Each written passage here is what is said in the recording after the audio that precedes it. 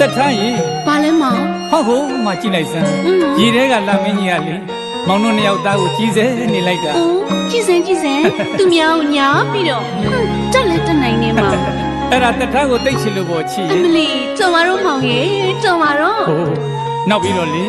မင်းကောင်းကသပယ်ပွင့်လေးတွေကိုဖော်ဒီတရားပေါ်ကနေပြီးရေထဲကိုတပွင့်စီချွေချလိုက်မယ်မောင်ဟာရေပြင်းကြီးဖြစ်ပြီးတော့တက်ထားကသပယ်ဘူးလေးတွေဖြစ်ရင်တိတ်ကောင်းပါပဲကွာတိတ်ပြီးစကားတက်တဲ့မောင်ရေကြော်မာတော့ရှင်ကြော်မာတော့အဲ့ဒါတက်ထားကိုတိတ်ချင်လို့ပေါ့ချီ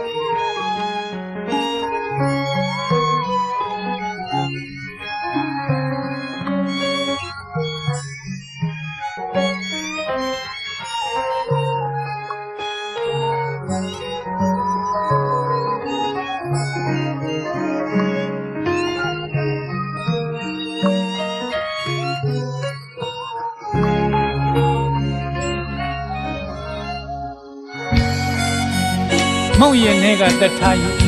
မင်းဘာကြောင့်ပေါ်မလာရတာလဲကွာလာလန်းကကြမ်းတမ်းလို့ခြေပေါ်ကတော့နုနုထွေးမှတွေးချင်များဥရော်လေသလားအိမ်နဲ့ပဲအဆင်မပြေရော့သလားချီရဲ့